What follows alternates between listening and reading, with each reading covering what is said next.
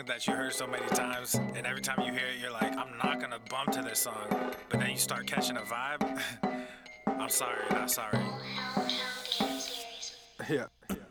East Coast with the gang, gang, gang, gang. West Coast with the gang, gang, gang, gang. Lower with the gang, gang, gang, gang. You know we don't play gang, gang, gang. East Coast with the gang, gang, gang, gang. West Coast with the gang, gang, gang, gang. Lower with the gang, gang, gang, gang. You know we don't play gang, gang, gang. East Coast with the gang, gang, gang, gang. West Coast with the gang, gang, gang, gang. Lower with the gang, gang, gang, gang. You know we don't play gang, gang, gang. East Coast with the gang, gang, gang, gang. West Coast with the gang, gang, gang, gang. Lower with the gang, gang, gang, gang. You know we don't play gang, whoa, East Coast with that gang, gang. You know we don't play games, whoa. Hop up on that wagon, oh please just get out the way. You know we stay stuntin', right up in your face. We sorry, not sorry, we just stuck up in our ways. West Coast gon' ahead stand up, put that glass and hands up. Gang, gang, gang, we fammed up, got that change, we bagged up. Crew love, we stay manned up. Ahem like I'm wheezy, yeah. Rap game just too easy, drip so sick I'm queasy, whoa. East Coast with the gang, gang, gang. West Coast with the gang, gang, gang, gang. Lower with the gang, gang, gang, gang. You know we don't play gang, gang, gang. East Coast with the gang, gang, gang, gang. West Coast with the gang, gang, gang, gang. Lower with the gang, gang, gang, gang. You know we don't play gang, gang, gang. East Coast with the gang, gang, gang. West Coast with the gang, gang, gang. Lower with the gang, gang, gang. You know we don't play gang, gang. East Coast with the gang, gang, gang. West Coast with the gang, gang, gang. Lower with the gang, gang, gang. Yeah.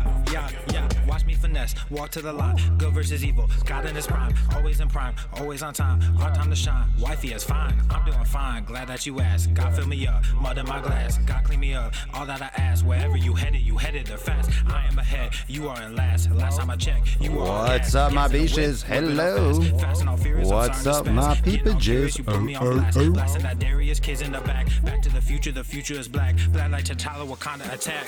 East Coast with the gang, gang, gang. West Coast with the gang, gang, gang. Lower with the gang, gang, gang. You know we don't play gang, gang. East Coast with the gang, gang, gang. West Coast with the gang, gang, gang. Lower with the gang, gang, gang. You know we don't play gang, gang.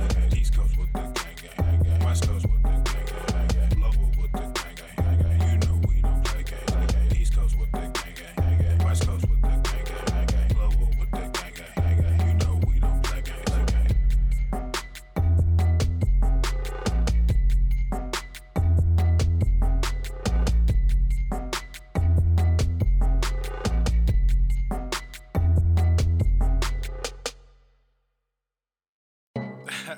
This is that one song that you heard so What's up, many Travis, times, and Melissa? every time you hear it, you're like, I'm not gonna bump to this song. Are ya But then Nico? you start catching a Ooh, vibe. nice name. Like it. I like it. We'll get sorry, started in I'm just a sorry. couple moments. Everyone's getting their alerts. Papa Solio's back. I'm back, baby. Never left. Zaboosh.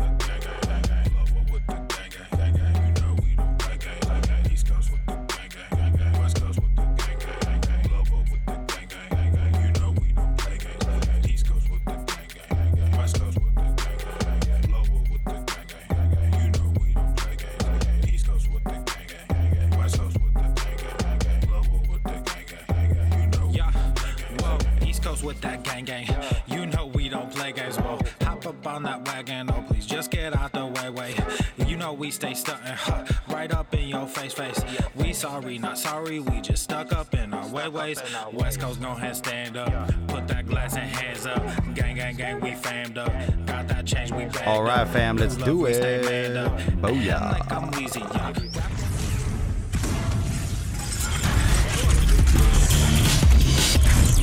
Swole, Norma. The sun is shining, the birds are chirping, the bacon is sizzling. Pop, pop, pop the bacon. Welcome Bacon train. Here we go. Test, testing, testing, testing, testing.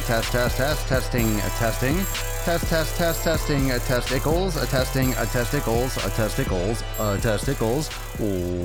Welcome everyone to episode 1143 of the Daily Mother Swole, the most muscular swolecast, beardcast, broadcast, gamecast, mancast, pimpcast, sleazecast, slaycast in the fucking realm. Because when I flex, you flex, we all flex our biceps. What is up, you fucking beaches? Did you miss daddy? If you did, I'm home. And if you didn't, I'm home. It doesn't matter what you did like and what you didn't like, or what you do like, or what you could like, or what you wish you liked, or what you got, or what you don't got, you wish you got.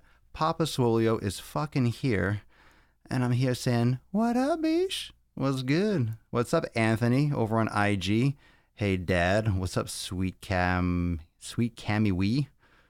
Now, you guys got some weird. Junior Swolio. Heyo. Do I have an illegitimate child out there? Do I have a bastard, Jon Snow? Do I have a Snow? Junior Swolio. What's up, man? Junior Swolio. I like that. You got to prove that. You got to live up to that name. Know what I'm saying? My badge was stripped. Oh, what's up? What badge? What happened with you? Meredith, you said your badge was stripped. What do you mean, Facebook? You're not a top fan or something anymore? That might be my fault because some of you might... Oh, I got my ear itchy.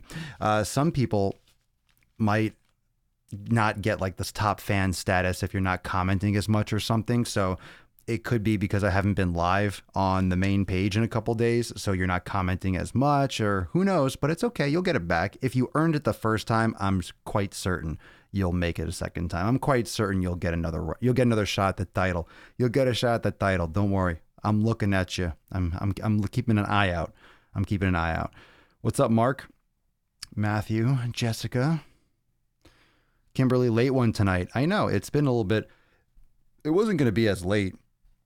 But then I decided to bring stuff up from the car and get a couple other things done first. And it just, it just became, okay, sometimes I try to get it done at a certain time and then it just starts to get pushed back just to the point where I'm, whatever, I'll get it done later. I just push it off completely until I can focus because I don't like rushing shows. A lot of you know that if I have something coming on, I'm like, fuck, I don't like rushing a podcast. I'd rather do it later, and I'd rather do it where I can get what I want to get done, and I feel good about it. So you might not remember this episode in a year from now, but every brick matters. So every day counts, even though it doesn't count.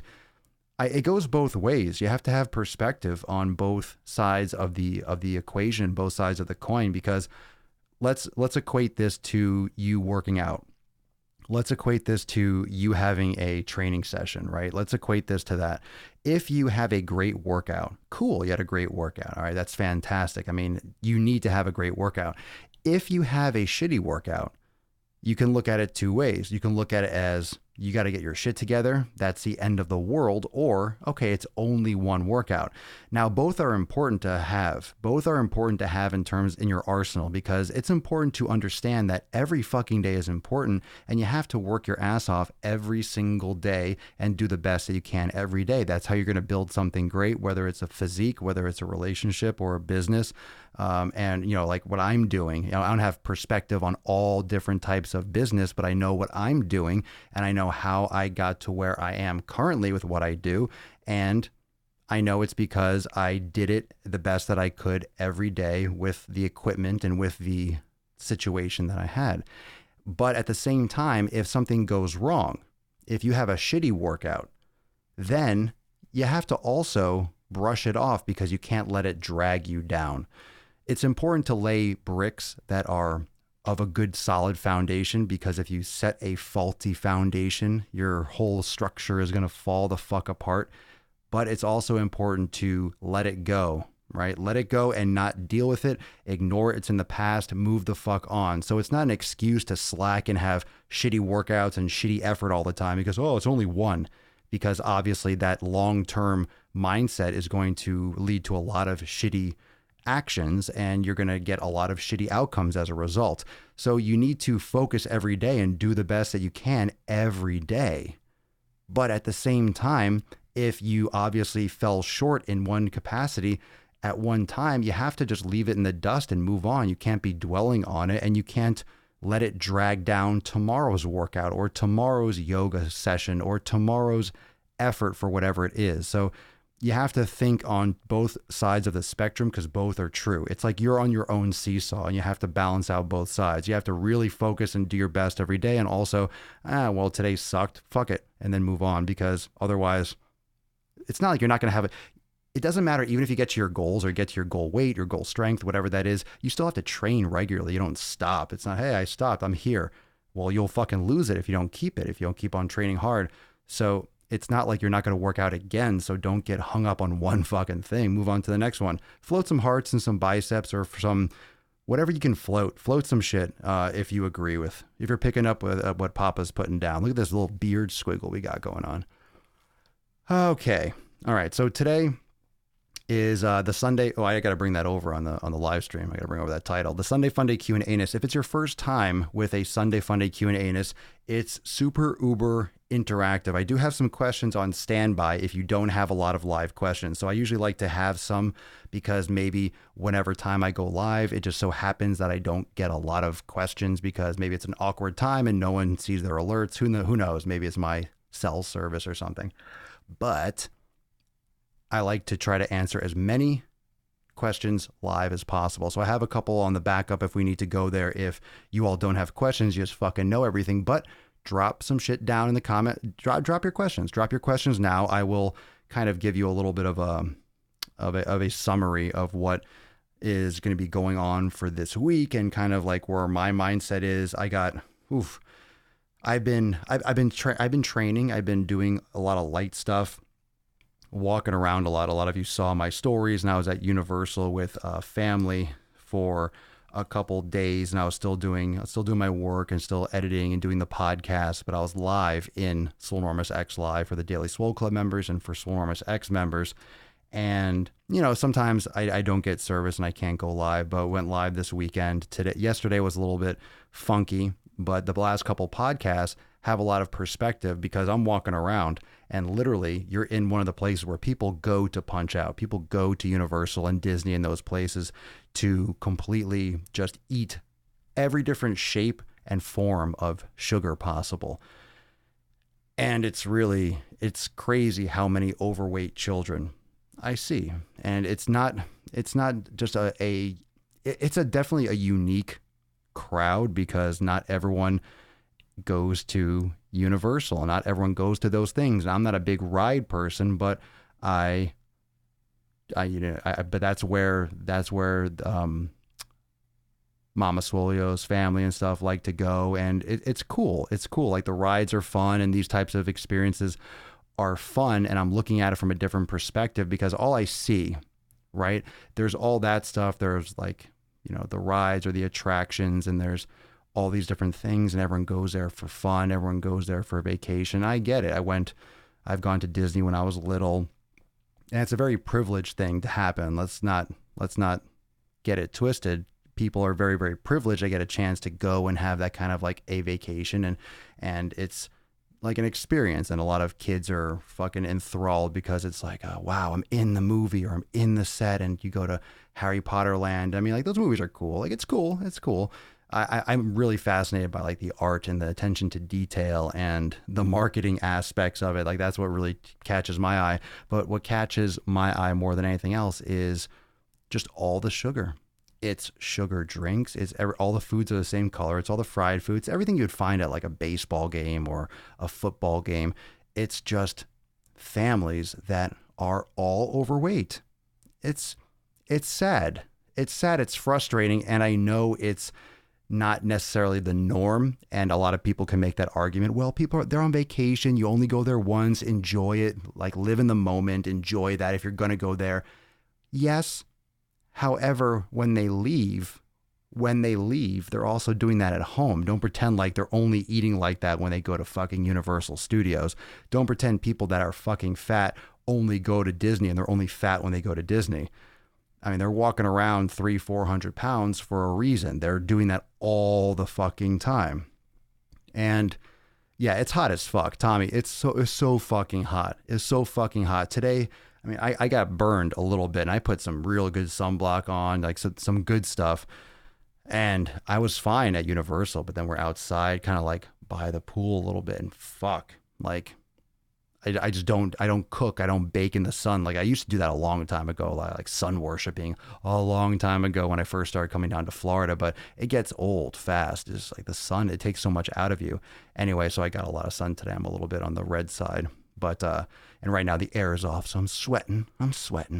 But anyway, so the experience, again, that's one of the reasons why I do like going there. It's just, I observe it and I see, wow, there's so much work to be done. It's kind of inspiring. It's a little bit depressing, frustrating, but it's also inspiring and scary. It's everything. It's like every emotion. I look at that and I'm thinking, wow, what I am talking about when I'm doing my YouTube video. So like in my head, I'm thinking, wow, there's so much more to say. there's so much more to say, and it just makes it seem just so much more important to not talk about, okay, does it matter if someone does supersets or not? It's like, no, they have to stop fucking eating this food. Why are they eating that shit? So it's like, what's most important? That's why I keep talking about the basics so much, is because I feel like that's going to make it so much more of an impact. And even if you're more advanced, you go back to the basics and you still get more results. Every time I go back to the basics, and I talk about this a lot on my podcast, so I'm not going to talk your ear off too much. I see some more questions coming in, so I'm going to jump into those in a second. But it's just, there's so much more to be done, and the basics work. And every time I go back to the basics, I just get better results. I really do. I really do. And that's why I share that with you, because that's how I think. Every time I need to take it to the next level or get my shit back together, I'm like, just go back to the basics. Go back to those fucking fundamentals that we talked about, on improving, getting on a better sleep schedule, and go to the gym. But don't worry so much. For me, I'm not micromanaging my training. I'm just being consistent and keeping those habits alive and tweaking them a little bit and customizing them a little bit more. And it's always a better decision then. It's always something more simple. It's never a complicated answer. Oh, let's see. Okay. So, Melissa Schwen. Oh, that's fantastic. A little round of applause. Been doing the elimination diet with yoga, and I am down 30 pounds in 7 weeks. That's fantastic. And you're in Swolenormous X, Melissa. And that's not like the average. That's not normal. That's above normal. That's phenomenal. 30 pounds in 7 weeks. It just goes to show how much that can benefit you. And not only that, if you're practicing yoga and you've been practicing yoga over that time period, you're just going to feel better because of how you're moving. So Melissa, congratulations. 30 pounds in 7 weeks. That's ridiculous, doing the elimination diet and yoga. I'm telling you, people, it works. It works. I'm not just fucking saying it for fun. First time catching the live stream. Hey, Papa from the land down under. What's up, Australia? What's up? That's right. It's late at night, so it's like noon over there for all you Aussies. Let's see. Christy Ann, Papa Swole, what would you recommend for someone newly diagnosed with rheumatoid arthritis? I would, first off, I don't know what I would recommend, because first, I'm not a doctor. I'm not a rheumatologist. But what I would say is, let's look at some of your habits. I would recommend looking at your nutrition. I would recommend looking into some of the content that I've talked about in terms of the elimination diet. Maybe some things that you're eating maybe cause those types of issues for you to flare up. Maybe it's not helping your situation. So I would start looking at your diet first. That would just be for everyone. That's really just where I would start for anyone. So that's a great answer for that, in my opinion. And I would tell that to someone who doesn't have rheumatoid arthritis. I'm not an expert in arthritis, of course, but a lot of these autoimmune issues can be exacerbated by food, for sure, and food choices. Jessica DeMarco, what do you think of the famous hip thrust? You mean a barbell hip thrust? I like it, and I do them. They're great. Cleveland got 2 consecutive days of sun. Oh, right home. Tell me all about it. Oh, look at that. Extra, extra. Read all about it. Cleveland's got 2 days of consecutive sun. I am sweating and dripping. So if you're seeing a little shiny Papa Swole, it's because it's hot as a fuck in here. So I'm not going to be able to stick around too long, because I definitely need to take a cold shower. I got a little bit too much sun today. I was outside a little bit more than normal. Jacob, I went back to the basics and I don't want to leave them. I've never seen better results. Isn't it going back to the basics? It's easier. It's easier on your brain. You just feel better. You're focusing on less shit. Your life is less noisy and you get better results. That's what I'm talking about, brother. Keep going. Mine says everything truth, 1 p.m. to be exact in Australia. All right. So 13 hours. Roger that. Mike Stuttle, my rheumatoid arthritis in my hands cleared up after about 6 months of eating clean. That's a great point, Mike. I'm glad that you dropped in the time frame. Sometimes with these types of issues, you don't see them, hey, I eliminated gluten or something. Just throwing that out there. You eliminate gluten or bread and you wait a week or two and you don't see all the changes. Sometimes it takes a while for your body to deal with the situation and to rebalance or reset or whatever's actually going on inside. So I have heard that in many cases. It takes a lot longer than some people might think. So good shit, Mike. Peyton Schmidt, when you're training, Papa Swole, when you're training and you see someone in the gym with terrible form on the verge of an injury, do you stop and say something or help? It depends on the situation. On the verge of an injury, I mean, how do you know if they're on the verge of an injury? But if it's like really something that bad, or as you're describing it, which sounds like the fucking catastrophic, like, I don't know, that sounds like the end of days form. So yes, I probably would say something, or at least go over and mention, be like, what do you ask? Here's one way, and this might help a lot of you that want to go ask, in order to help someone. But a lot of you that are listening that maybe are trainers or have offered their help, if you offer unsolicited advice in the gym, a lot of times you just get someone brushing you off or getting frustrated or pissed off or embarrassed and defensive, and it's just usually not worth your time. But what you can do, kind of a side sneaky way to bring up that conversation and pretty much tell them, like, what the fuck are they doing? Like, what are you fucking doing? I would go over and be like, hey man, what are you doing that for? Like, what muscle are you trying to hit? I'll ask them the question, like, what are they trying to do? So I'll help them more than be like, hey dude, you're fucking destroying your body. You are just wasting your time. What I'll say is, hey, what are you doing that for? Because if they're saying for chest, I'm like, really? Like, shouldn't you be like, and I'll just correct them. Like, no, well, if you want to hit chest, like, you should probably go a little bit more. I was just curious, 'cause I've never seen that before. I've never seen that in my fucking life. I've never seen that form. I've seen some bad shit in the gym, and I've gone over and I've offered like real quality help, like personal training. And like, I really showed them, I saw them moments later doing the same old shit, and like, fuck you, don't waste my time. So you can't really, I guess, just write off everyone because of one person or a couple people. But what am I going to do? I'm not on the clock. I'm there for me. I'm there to work out. So oftentimes I focus on my own shit. I see bad form all the time, but I can't go around, like, I'm not fucking Robin Hood. I can't go around correcting everyone and training everyone for free. I mean, it's not even just the free part. Like, I'm there to get my workout in. So it's just, you can't help everyone. But for sure, if there's someone that like is just completely butchering it, just dangerous, oh my God, they're going to snap their knee in half. Yeah, of course. Do you recommend fish oil for joint pain? It can help. I've heard a lot of people get joint relief with fish oil and omega-3s and stuff.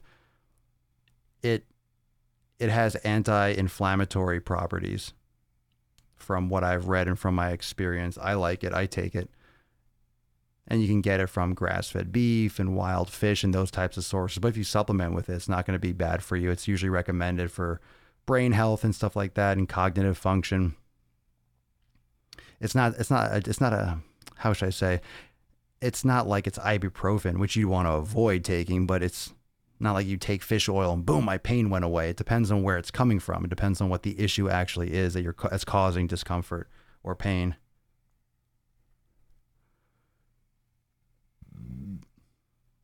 Let's take one more on Facebook, and then I'll get into some of these Instagram questions.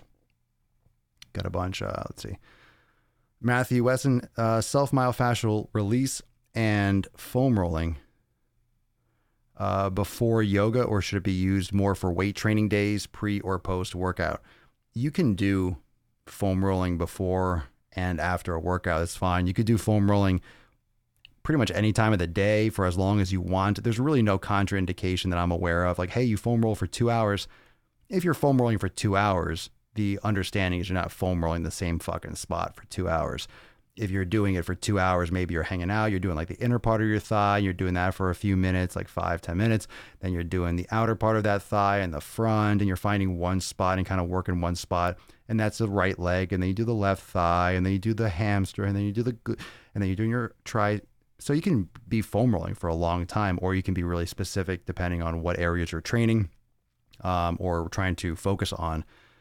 But you can do it before yoga. You don't necessarily have to, but that would be a good preparation for yoga if you wanted to. So that could help you maybe loosen up a little bit before yoga, but yoga will do that anyway. So if you want to do it before yoga, I would give it a shot and see how you like it, but there's definitely nothing wrong with it from what I would see. I've done it before myself. I would bring out a foam roller, kind of be really stiff, kind of loosen up a little bit, and then get into a flow. That's totally fine in my book. All right, let's see. Just finished some yoga and active recovery. Hell yeah, you're a boss. So are you, James. Hell yeah. Junior Swolio, it's really an amazing feeling when you can feel your body inflammation. You immediately eliminate that food. Once you eat very regularly and you figure out which foods your body really responds best to, you notice the subtle things that you never noticed before. So if, for example, usually the foods that I have, people ask me all the time because I say I make my own food. I make my own food. I don't want to go out to eat. I don't eat a lot of different things. There are a couple different things that I know, okay, if I go somewhere and I feel like eating something, like over this weekend, I had some chicken wings. Chicken wings for me, yes, it's not a great source of chicken, I'm sure. It's either it's fried or it's grilled or the sauce, but the way I would order them, or it depends on what they're serving. Usually those don't have any issue with me. I might feel, it might taste salty. It might just be, not maybe the best quality, but I love chicken. That's kind of like if you want to call it a cheat, I just call it an indulgence, but I don't have like blue cheese and I don't have all these crazy barbecue sauces and shit all over it. It would be like very light or mild or very minimal or grilled or whatever they offer. And I don't dip them in the sauce and all that stuff. So I'm not making it worse.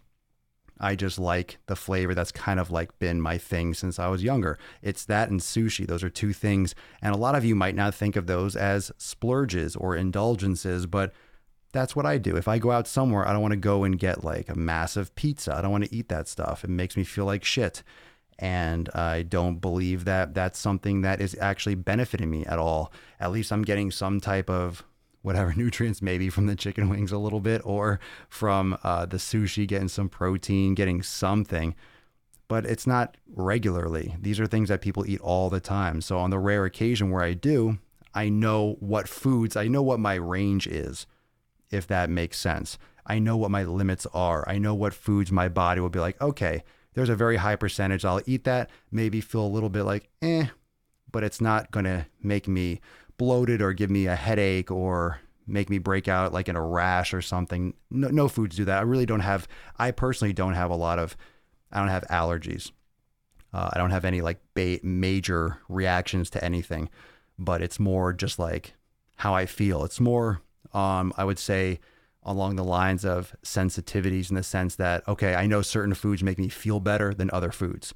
So my entire life, I've never really dealt with any kind of food allergies, but some foods might give me gas, or certain foods and certain ways of preparation where, I feel more gassy when I eat that. So, okay, I kind of make a mental note and kind of put that in the side. Okay, keep an eye on this. And then I come back and I notice, okay, when I have, let's say, hard-boiled eggs, I've noticed that just, it doesn't really work as well for me as maybe having scrambled eggs or something like that.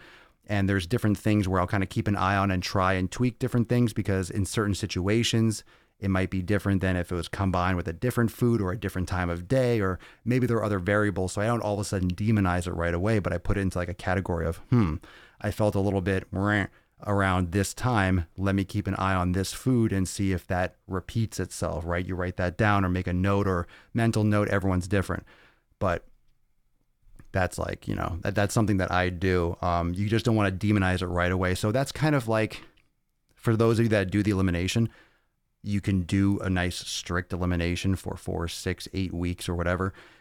Like we talk about, usually 4 to 6 weeks minimum. And then after that's completed, it's not like you just never, hey, I know all the foods that are good for me. I'm going to be like this forever.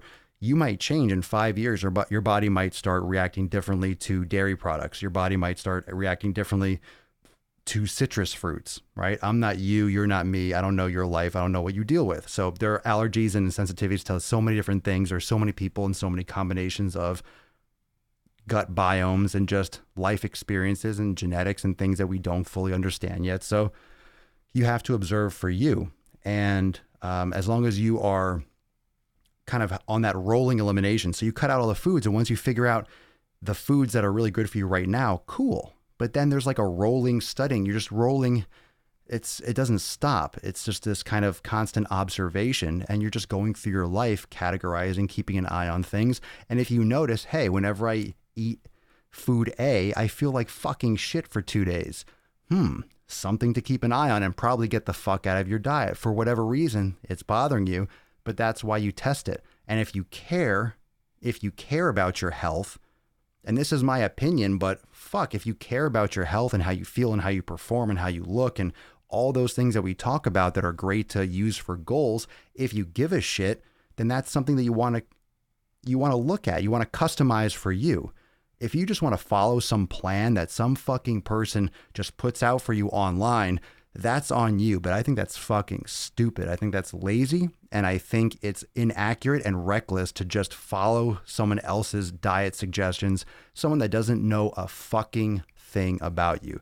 That's why when I do my content in X, I have all the content for walking you through the elimination diet step by step. We have recipes. We have different styles of eating, different eating organization structures for vegan, even for vegan, for paleo, for keto. So it can help you once you go through the elimination diet and you've determined which foods, you can figure out more which lifestyle you want to pursue more. Maybe it's intermittent fasting. Maybe it's ketosis. Maybe it's ketogenic. Maybe it's paleo. Maybe it's vegetarian, pescatarian. But once you figure out those foods for you, then you are in the unique position of knowing, why do you think people are getting their ancestry DNA and 23andMe and they're doing their genetic testing? Because they want to fucking see the customization. They want to know what is unique about them.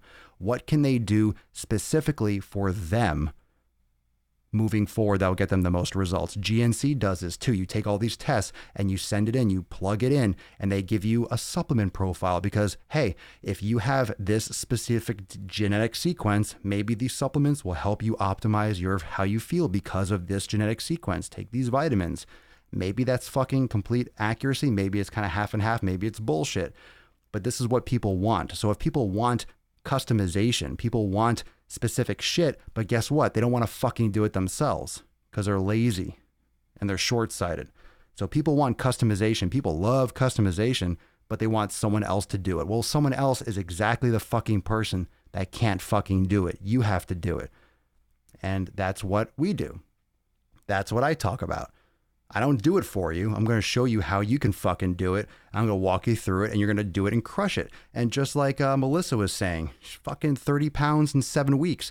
That's not some kind of a gimmick. It's not normal, but people usually lose 10 pounds in the first couple of weeks of water weight, of bloating, maybe a little fat, but it's your body like dropping a lot of the shit that's attached to these foods.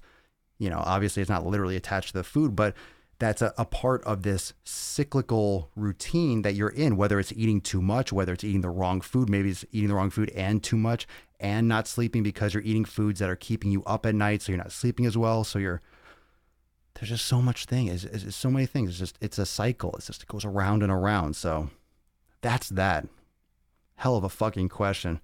And that answer was just like slapping a dick across the face. Just like, fucking take that fucking cock and just fucking slap, slap, slap. It was like I was buttering bread with that dick, that knowledge cock, just bam. This is the greatest podcast ever created. This is the best. I love this shit. This is some good shit. All right, what's up, Instagram? I am dripping with sweat. We're getting sweaty today. Sweaty for the big time, baby. Nogs56 Papa. I need yoga for dudes who just need yoga. Okay. Swole Enormous X, we have a full yoga studio. For dudes. Yoga's for dudes. I know diet and exercise. Okay. You know diet and exercise. Cool. Just know yoga. Help me out. Cool. You're in the right place. Check out my website and stay plugged into the podcast. We talk about yoga all the time. Sounds like you're ready to help yourself out, man. Start doing yoga. Do it. Bad Influence Brewer. I've been sick with a cold and then flu. Haven't only done one weight class in the last 4 weeks. What's your advice for getting back into weights? Go light. Yoga. Start just being more active. Make sure you're giving yourself ample time to recover and don't try to push yourself back to what you were doing before you got sick immediately. You're going to feel weak for a while, so just give it time. You'll be fine. I'll pay for yoga, but I only find hippie vegan shit. Bro, check out my website, swolenormousx.com. I lead a lot of the classes. I have a couple other great, fantastic fucking instructors in X. We got mobility workouts. It's got everything there. And we're always adding new stuff. Got a bunch of new classes coming this week. So always expanding. Every single month we got new content. I agree, Dan. Dan Full 76, nice to hear you preaching meditation and yoga, trying to get into a regular yoga practice. Yep, that's just, look, here's the thing. It's not just, okay, do yoga. It's about consistently doing yoga. So it's okay. It's one thing to know that, oh, yoga is good for me, or I should practice yoga. I should try yoga. Well, it's one thing to try it. It's one thing to be aware of it. It's another thing to do it regularly and make it a part of your programming and make it an integral part of your active recovery. It's about doing it. So again, like I mentioned, everyone, it's the basics. A lot of you are focused on these other things without focusing on, being regular and consistent with yoga. Don't worry about all the supplements. Fucking get your mobility regularly a part of. Do that for a few months and get that fucking on point where you just feel naked without doing your yoga regularly on schedule. So it's such a part of your life. And then you can worry about some other shit because you've built that habit. Getting results is about habit creation, habit breaking and habit creation. Habit breaking, habit creation. You create good habits and you break old habits, or you break bad habits. And not even, you don't have to say good or bad. You're breaking habits that don't get you to where you want to go. You create habits that will get you where you want to go. And it's not always easy, but that's what you have to focus on. And breaking a habit is just as useful as a task and a skill as creating a habit. It goes both ways. It's hard to stop doing something that you're used to doing, and it's hard to start something that you're not used to doing. It's something different. No fucking shit. It's hard. Welcome to life. It's going to be hard to ride a bike if you've never ridden a bike before. It's going to be hard to do a podcast if you've never done a fucking podcast before. It's hard to walk if you've never fucking walked before. Watch every single baby on earth try to walk for the first time. Bam. Right down for the count. But then right back up until they fucking walk.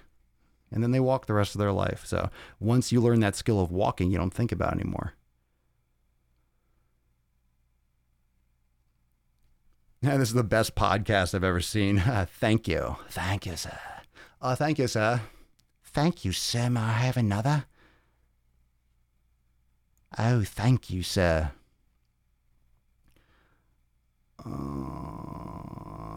Yes. Carly, if you've checked out, Carly, you can send an email. You can send an email or check out the live chat and send me a message. There's some great trainings and stuff that I have floating around online. And there's blogs on my website. On swolenormousx.com, if you go to the Gain Train blog, there's blogs about the elimination diet that will help you get started.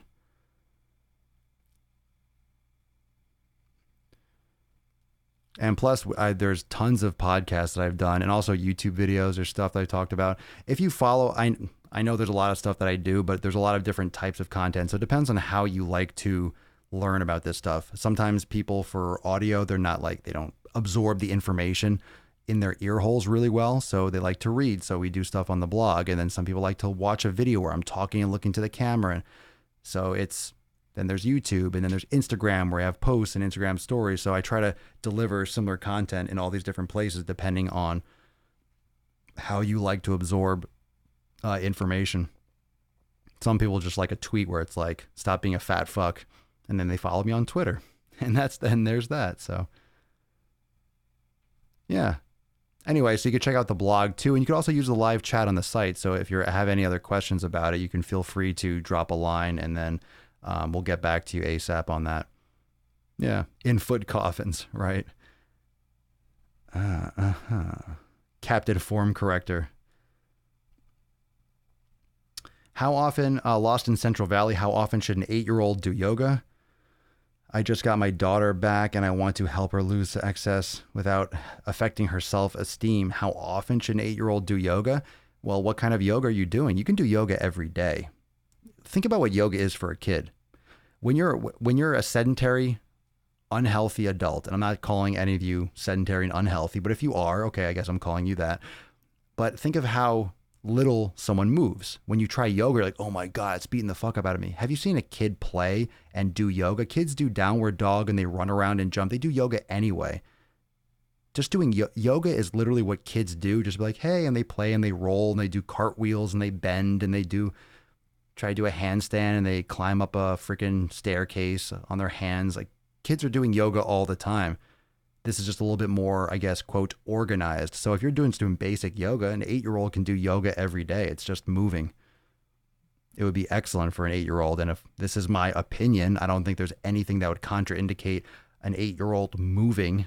So fucking do it every day. I mean, if you're doing crushing workouts, like you don't want to crush the child like anything else. You don't want to, if a child can, an 8-year-old can lift weights, if you give them like little pink weights and have them do like a set and kind of show, hey, work out with mommy and daddy, that's cool too. That's not going to hurt them. You know, of course, if you give them like fucking weight and you have them maxing out when they're 8 years old, yeah, that's fucking stupid. But that's fucking stupid on many levels for all different ages. Sushi's my favorite indulgence. Yeah, it's one of mine too. What's an indulgence? Something you like. Never had sushi before? Holy motherfucking shit. I love sashimi. I like the sushi too. I just get with it. We just get the boats. We're like, let's just go for volume. I want to eat. I want to fucking eat. I like sushi buffets too. I will say though, sushi is one of those things that I can get a headache afterwards because of all that fucking just MSG and the soy sauce and stuff. That's one of my few things that sometimes I regret that. It's a wild card. You're eating raw fish. You never know what's going to happen. I've had really good success and I have a really strong digestive system. Like I said, I don't deal with allergies, never did. I rarely get sick, if ever. I have a really strong stomach. If anything, I would just, blow my asshole out or just have diarrhea or something. That's usually what I would have, or maybe a little bit of a headache. For me, in terms of like, let's say food, I won't be like fever and crazy. I don't get like that.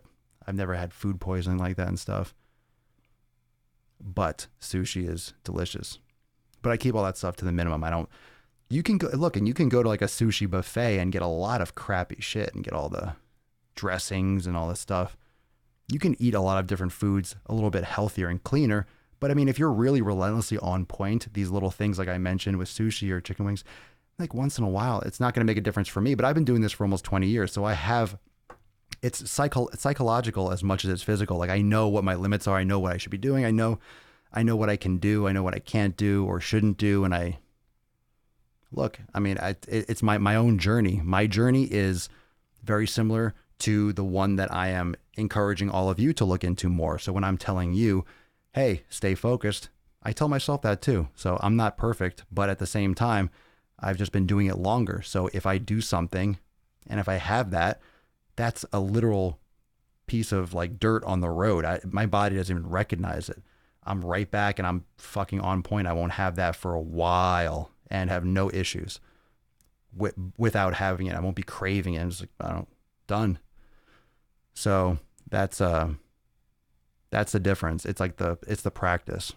A lot of this is practice. People aren't used to practicing having something that isn't ideal for them. They don't know how to deal with it and they get on this road of just binge eating and all this shit.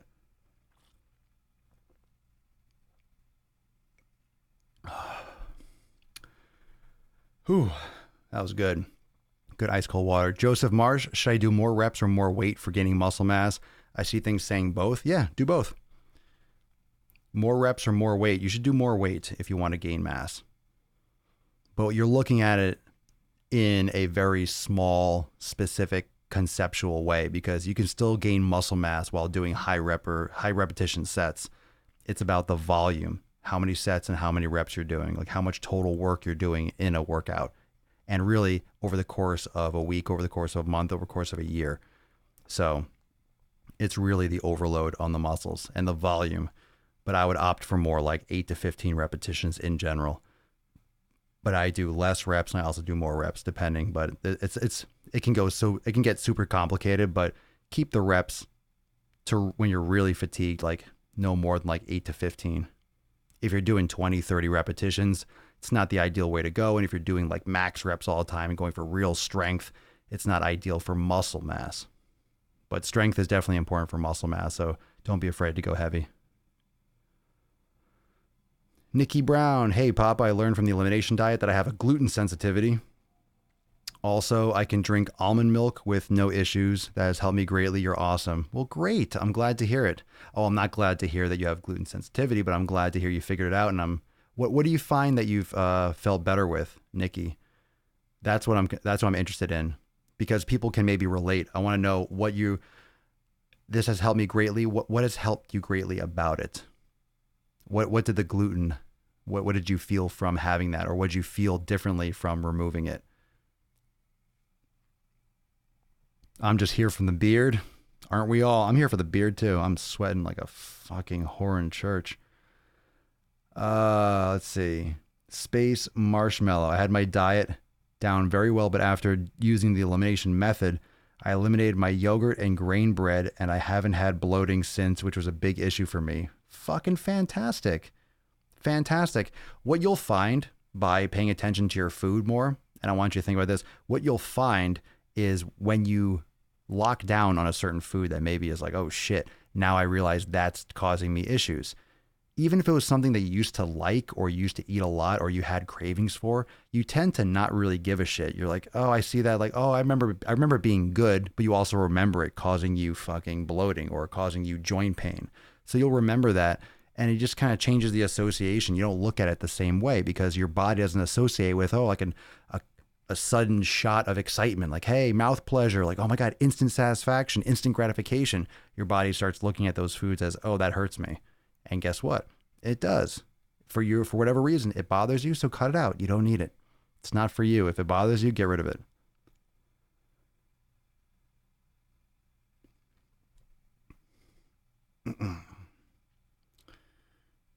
Let's see here. Papa, I want to yoga. All right, you're just... let's see. Hude Zach, Papa, how much has the Daily Swole and Swolenormous helped you out on your fitness journey? For me, it's different than a fitness journey. It's given me some different perspective on. I would say it's helped me figure out or get, because I'm delivering. Let me put it this way: the more I've interacted with all of you, the more I've seen. The benefits of kind of narrowed down, for me at least, what I see as the common missing links in most people's fitness based on the questions. So I feel like I've honed in and got a much better perspective on why people aren't able to do better with their eating, reasons why people can't break these habits, and what is really the problem. And that's why I really go hard on habit breaking, habit creation. Habits are everything. Habits are going to get you results or keep you from getting results. And the fundamentals, going to the nutrition, but not putting a title on it. I think there's a problem with calling something keto, even though it has a scientific definition, a ketogenic diet. But when you say keto or paleo, you put yourself with a title, with like a stigma or what you think of it or what people... and you feel like you have to stay within these fucking lanes. Well, if you want to customize it and you're doing keto, you can't customize keto because it's either something that's going to be keto, quote, approved, or it's not. So people tend to put themselves in a box and then they don't customize. So I want people to understand that this is your fucking life. You can do whatever you want with it.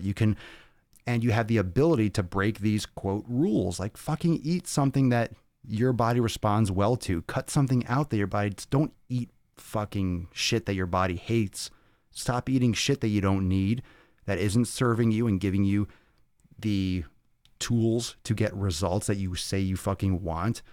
I just want to get everyone on the same fucking track. I think people are not thinking about their food properly. I don't get it. I feel like I'm fucking crazy sometimes when I talk to people about, and everyone's talking about caloric intake, and like, I get it. Math is math. You can understand numbers. I get it. 10 is more than 5. Thank you for the fucking life lesson. I just don't see where people don't see that quality has other effects than just the volume of it. It's not just what results in terms of a caloric output. It's what happens along the way. This is not make-believe. People are eating foods that make them feel like shit. And that's not magic. It's not because it was 200 calories and not 150.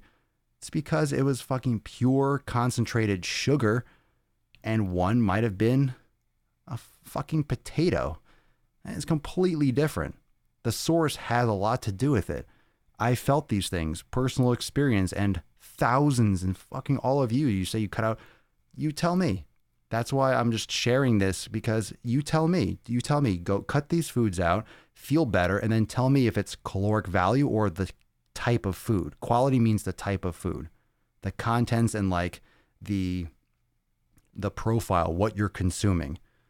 And on a molecular level, okay, there are a lot of elements that will be the same, and you can look at it in a petri dish or in like a specific study and be like, oh, there's no difference. I mean, there's so many different variables working simultaneously all the time with the human body with different situations, gut biomes, stress levels, age, sex, race, genetics. There's just so many different factors. If someone's eating bread and they don't feel good and they're bloating and they have joint pain, you cut it out and it goes away, then it's the fucking bread, whatever about it. And those details maybe don't matter so much. Like, just fucking get rid of it and move on.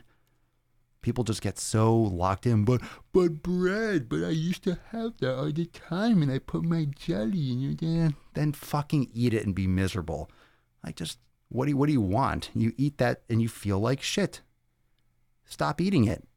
Stop punching yourself in the dick or the pussy. Just stop self-destructing. Please? I mean, it's not my body. Do what you want, but for real?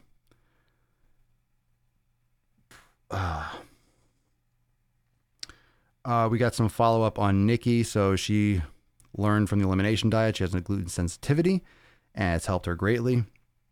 So I asked, what do you feel from removing gluten? And she says, no bloating and tightness. Very cool. Thanks for following up on that.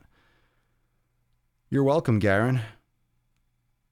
Melissa Schwen, I have not kept track of my calories and increased the quality of food and based my intake on what my body is telling me. And again, Melissa, you're the one that lost 30 pounds in 7 weeks on the elimination diet. That's phenomenal. That's great. That's great shit. That's great shit. When I'm done with the elimination diet, I will have a changed lifestyle and know what triggers my migraines. I had migraines daily. I've had 2 in 7 weeks, and one was just from a lack of sleep. And I know I have people that are close to me in my life that deal with migraines, and those are crippling. And if you can help, that's what I see as a real satisfying. I love the weight loss. I love the muscle gain. I love fucking training hard. But when someone has joint pain and that goes away, when someone has migraines, they don't have migraines anymore. When someone has back pain and they don't have back pain anymore, those are things that really interfere with someone's just fundamental quality of life. You're just in fucking pain. It's not, hey, I have a little bit of stomach, fat. Love handles. How do I get rid of that? It's like you're in pain. It hurts to sleep. You can't sleep, or your head is just pounding. Like, getting rid of those things, those are life-changing. Those are life-changing adjustments for sure. Zach or Zaymunda, why do you think so many people are resistant to actually doing the work and figuring shit out for themselves? I think it's probably a combination of entitlement, people not taking responsibility and blaming someone else for their situation. I think it's also they don't know where to start, and that's not necessarily lazy. It's just they're bombarded with information, and people are not taught how to actually gather knowledge aside from just spit this fucking information back in school. Hey, what's the answer? It's A. What's the answer here? D. If you put this answer down, you're right. If you don't put that fucking exact answer down, you're wrong. That's not how life works. So you're taught how to spit back and memorize information. You're not taught how to acquire knowledge. Like, hey, what do I do? People used to go to the fucking library and do research. Now you literally have the library in your hand and people are like, hey, I'm lost. I don't know what to do. You don't know what to fucking do. You literally have a phone that will instantly give you the world's collective information and knowledge in a split second, and you can't figure out what the fuck to do. It's just that people don't know how to fucking read. People don't know how to acquire and organize information. People don't understand that they can customize their life, that they have this chance to individualize things. There is a lot of laziness, but it's just habits. It's habits. Habits come down from parents. They come down from people around you. There's a lot of temptations, and this world revolves around making money and inventing new shit. And it's the truth, whether people like it or not, but that's the truth. So when you see it for what it is, you make better choices. You know, hey, this person's trying to sell me something. Yeah. Well, if they have a product that's worth purchasing, okay, but do you need that product?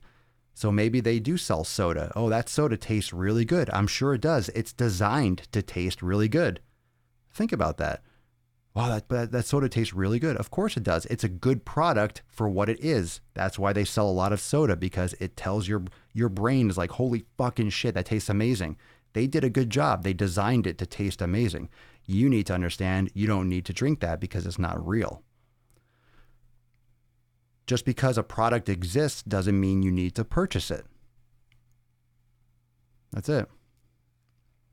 There's laziness for sure, but where does laziness comes from? Where does laziness come from? A lot of laziness comes from feeling like people don't have choices. If you don't feel like you have a choice or you don't feel in control of anything, wouldn't you be lazy too? It's like, it doesn't matter what the fuck I do. It's not my fault. I didn't do this, or, you know, I don't know what to do. There's so much information that people just don't do anything. So it's like, that's why you can't start this at a government level. That's why you can't start this from the top. I have to try to get my voice out to a lot of like people. And then we start from individuals, and you start doing better, and you tell your friends and your spouse and your coworkers, and they ask you, hey, you look so much better. You look great. You're exercising. You keep talking about this. I want to get involved. Like, how do I start? Like, what did you do? Where can you recommend me to start? And it'll spread that way. And we need more people talking about actual real fucking health and moving and training. Cool, but eating quality food. Stop getting off the numbers. Let's help people make better, just functional decisions and fundamental decisions. You're not going to overeat if you're eating real fucking food. It's super hard to overeat when you're eating real fucking food. Try eating 2 plates when you have like you have like a steak and potatoes and vegetables or a big salad and this. Like, try fucking stuffing more. You're full. You ate the food that your body needs, and you're exercising. It's just those good habits. Got to create better habits. That's it. Convenience is part of it. It's also the perception, but I'm saying it's the perception. People think, oh, but eating healthy is so expensive. It's not. If you're buying vegetables and you're buying sweet potatoes, those are like 60 cents a fucking pound. You're buying a $5 bag of Doritos that provides no value to the body. People spend $10, $15 on fast food. $15, you could buy a pound of grass-fed beef. You could buy a couple of big bags of broccoli, and you can buy like some other types of yuca or sweet potatoes or white potatoes or whatever. I mean, and that's so $15 that can literally get you $15 for one meal that is going to clog up your fucking shit, make you feel like crap, give you on a sugar rush, give you no nutrient value. That $15, you can literally go to the supermarket and get enough food for probably a couple days. Literally 2 days. You get a pound of grass-fed beef, right? You don't have to eat a pound in a fucking day. You can split that up over 2 days, or at least a couple meals in one day. It's like, how many potatoes can you get for $4? 8? Like 69 cents a pound, 3, 4. How many potatoes are you going to eat at one time? So you can get a lot of food. You just have to not be lazy. You got to make the food. Hold on, I got to plug this in. So we're going to wrap it up in a couple seconds. I got a couple questions I want to get to. Let's see.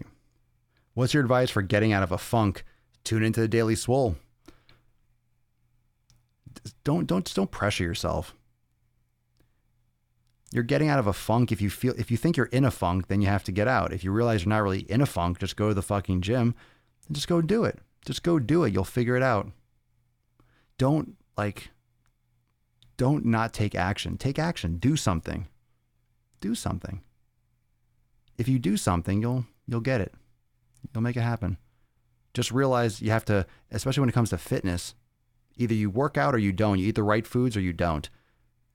It's very binary. It's you did you work out today? No. Why not? Like, any reason is an excuse, even if it's a valid or a good excuse, or something like, wow, that was like, your car broke down or something. Okay. But it's still a reason why you didn't work out. It doesn't matter. You did not work out, right? You did not work out. Whether it was a tornado or you just didn't feel like it, you did not work out. That was the end result. So it doesn't really matter what the cause was. It's how many times did you get it done? How many times did you really get it done well? And how consistent were you with everything else? It's just consistency. It's those habits, just doing it.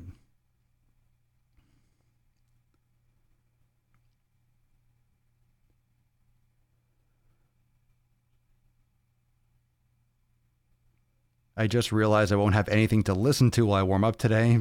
I usually listen to the podcast in that time. Well, I'm sure you haven't listened to 1,143 podcasts. You have almost 1,150 podcasts to go through. I'm sure you could find one for your workout that you haven't listened to. There's some good shit in the archives. Good stuff. Yeah, foot coffins, fam. I'm going to start training for a 50-mile trail run and want to start at least body weight exercise. Do you have any plans on your website? Plans for endurance training? I don't focus or specialize in that. We have a full yoga studio, mobility stuff, so it depends on what you're looking for. Sounds like you should just be doing what you're doing. Trail run and stuff, like just start doing your push-ups and pull-ups. I would practice yoga. You can check out our yoga studio. It's phenomenal. Had a little dessert today after 6 weeks on the elimination diet. I'm paying for it now, so it's just a good reminder that I can't do this shitty food. I think that's also valuable. It's important to experience having a bad reaction, because then you get context like, oh shit, it really does make me feel bad. And then it makes you not feel cravings for it, because you're like, I don't want to have diarrhea, or I want to feel like shit.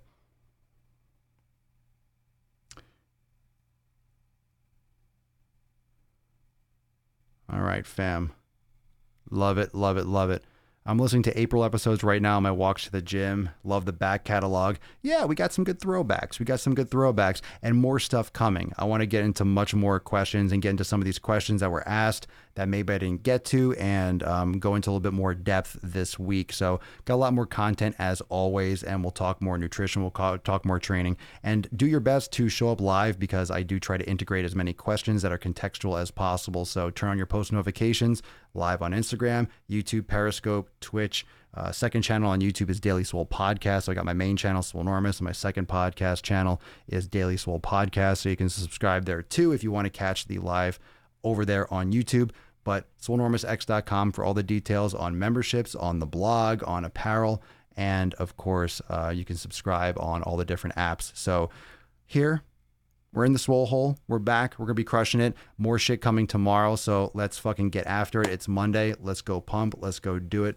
And I hope you have a wonderful rest of your evening or day, wherever you're listening in the world. Thank you so much, everyone, for joining me for episode 1143 of the Most Muscular Swolecast, Beercast, Broadcast, Gamecast, Mancast, Pimpcast, Sleazecast, and Slaycast. In the realm, because when I flex, you flex, we all flex our biceps. Peace, McGeese. Deuce, Magoose. Your boy, Papa Swolio. Out.